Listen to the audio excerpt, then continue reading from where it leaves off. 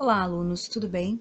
Vamos continuar o nosso estudo sobre a hidrosfera, a esfera das águas.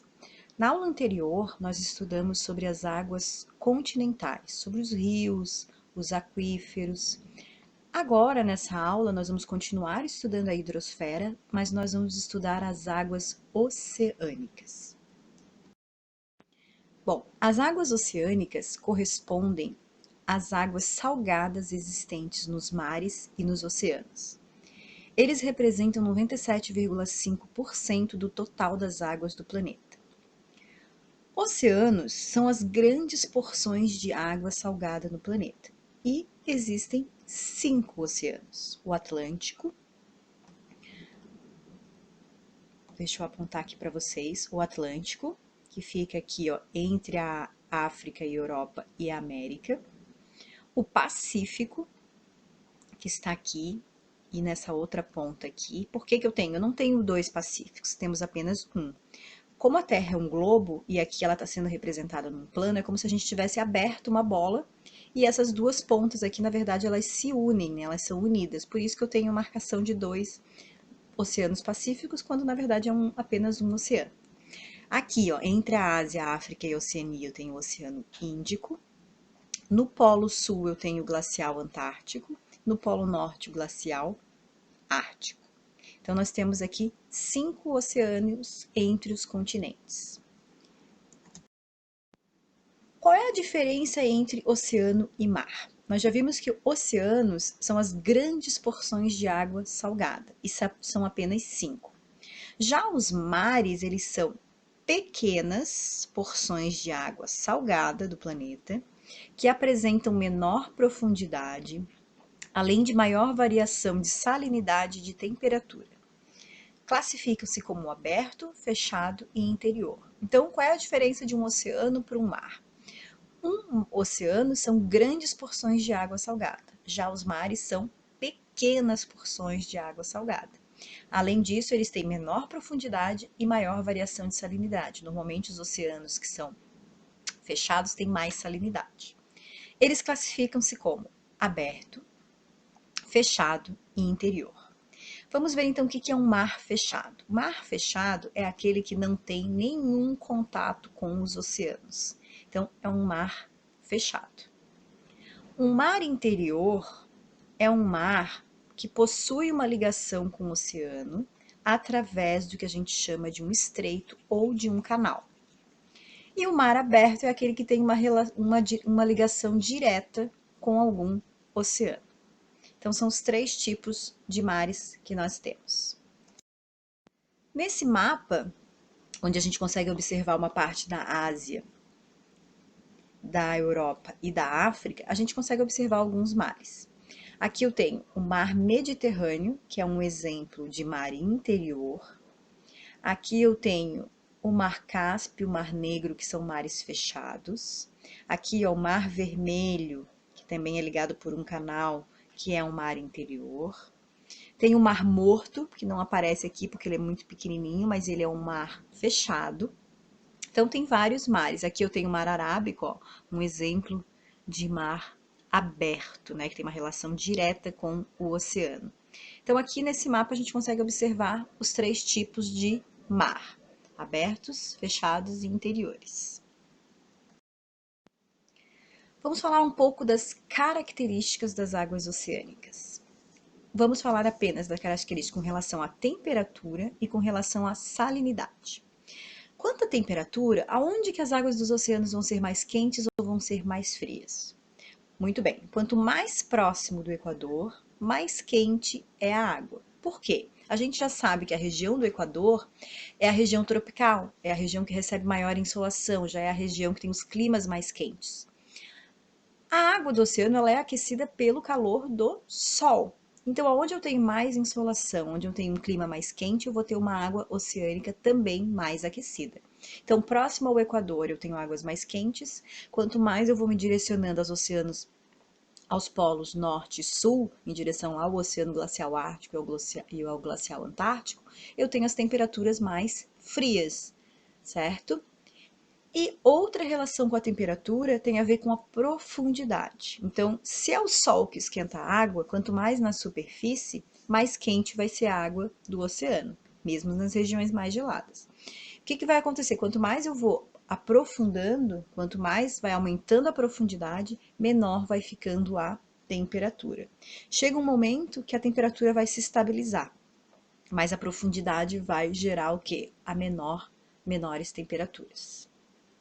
Com relação à quantidade de sal, que é uma característica das águas oceânicas, que é a salinidade, que é o que se destaca. Mas eu preciso lembrar vocês que o que a gente chama de água doce, que é água de rios, de lagos, de aquíferos,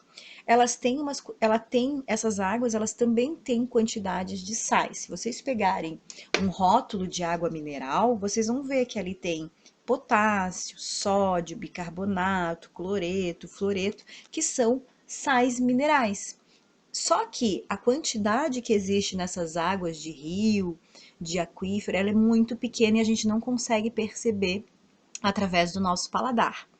Diferente das águas oceânicas, que tem uma quantidade mais elevada desses sais minerais, que faz com que ela fique com gosto de água salgada. Então, quando a gente fala água doce, não significa que a água está doce, né? Ela tem uma quantidade de sais minerais, mas ela é mínima e a gente não consegue perceber aqui nas nossas papilas gustativas, né? A gente não consegue se perceber pelo nosso paladar.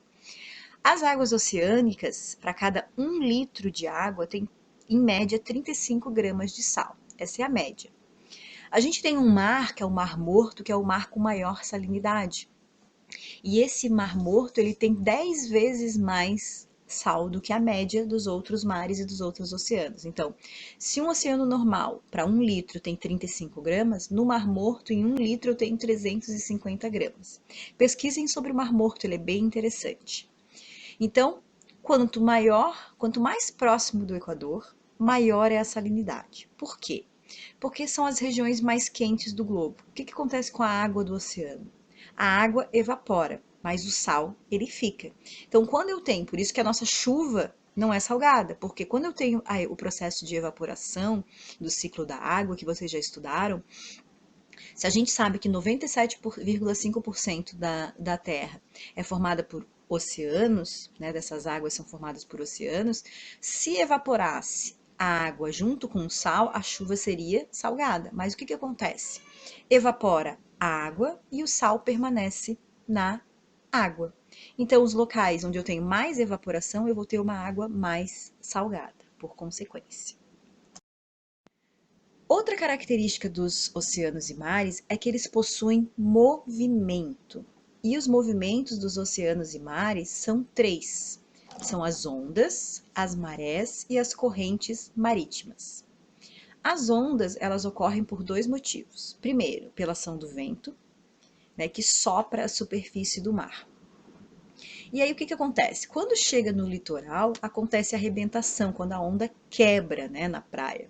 Isso acontece por quê? Porque o vento forma ondulação, essa ondulação ela vai se propagando. Quando ela chega no litoral, ela vai encontrar o quê? Um relevo mais inclinado, onde eu vou ter ondas maiores, e se eu tenho um relevo mais plano, não muito inclinado, as ondas vão ser cada vez menores.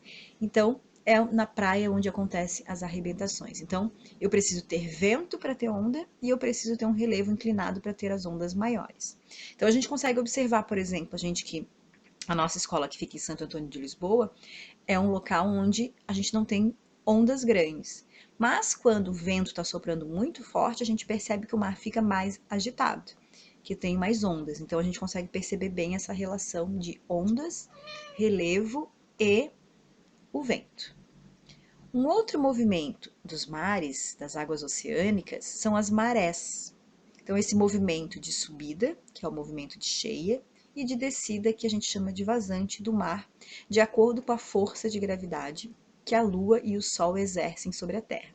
Então, a Lua e o Sol, eles atraem os corpos líquidos. Então, o que acontece? No movimento de rotação da Terra, à medida que a Terra faz esse giro, as águas do nosso planeta elas são atraídas tanto pelo Sol quanto pela Lua. Por isso que as marés mudam a cada 6 horas. Então, em 24 horas, um dia, vão ocorrer 2 marés baixas e 2 marés cheias. Essa figura aqui, ó, ela tá tentando representar um pouco do que acontece com as marés. Então, eu tenho o Sol e a Lua que atraem a água. Então, à medida que a Terra vai fazendo o movimento de rotação, eu vou ter o quê? Aonde eu tenho a posição do Sol e da Lua, sempre vou ter marés altas. E aonde está o contrário, eu vou ter as marés baixas. Então, por isso que a cada 6 horas muda a maré. Então, a partir do momento que a Terra vai girando, as localidades vão mudando de posição. E aí, o que eu vou ter? Eu vou ter diferença de maré. Então, isso acontece, a gente percebe na praia. Às vezes a gente chega na praia, a gente quer colocar nossa cadeirinha, nosso guarda-sol bem próximo da água. Passa um tempo e ali não está vindo nenhuma onda, a água do mar não está batendo ali onde a gente ficou, onde você se instalou para curtir um dia de praia. Passa algumas horas, daqui a pouco vem uma onda e molha tudo, né? Molha a canga, aquela onda que leva o chinelo das pessoas, que derruba as cadeiras. Por quê? Porque a gente sabe que a cada 6 horas vai mudar a maré. Então, eu cheguei às 10 horas na praia. Uma maré começou às 6 horas da manhã, era uma maré baixa. Me instalei lá perto da areia, da água. Daqui a pouco, 2 horas, 3 horas depois, vai mudar. O que era maré baixa vai se transformar numa maré alta. E aí a água do mar vai chegar até onde eu estou. Isso é um movimento bem comum e isso acontece muito no verão para quem frequenta as praias. Outro movimento das águas oceânicas são as correntes marítimas.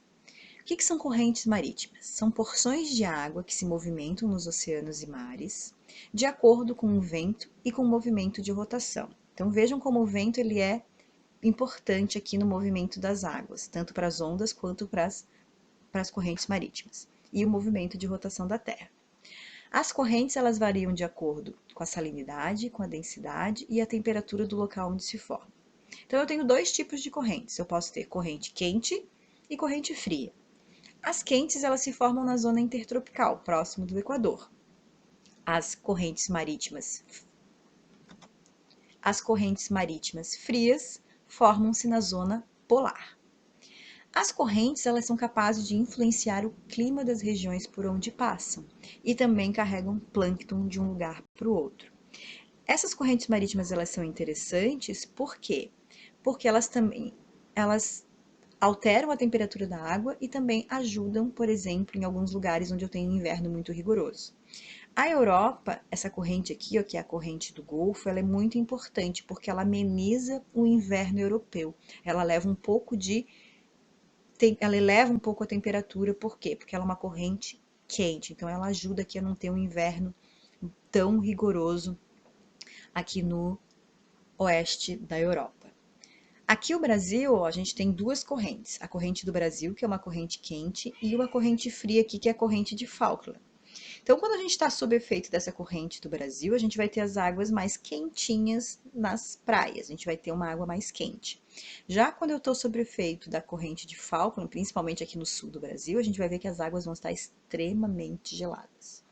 Outra corrente interessante é a corrente de Humboldt, porque essa corrente aqui ela é uma corrente fria e ela torna aqui ó, o Oceano Pacífico um oceano muito piscoso, né? Um oceano onde eu tenho uma atividade pesqueira muito forte. Por quê? Porque eu tenho muita quantidade de moluscos, muitas quantidades de crustáceos, de camarões, de peixes. Por quê? Porque a água fria favorece o desenvolvimento desses grandes, principalmente dos grandes crustáceos.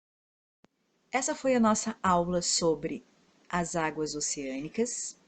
A gente falou um pouco sobre a diferença, né? O que é um oceano, o que é um mar. Vimos quais são os 5 oceanos do planeta Terra.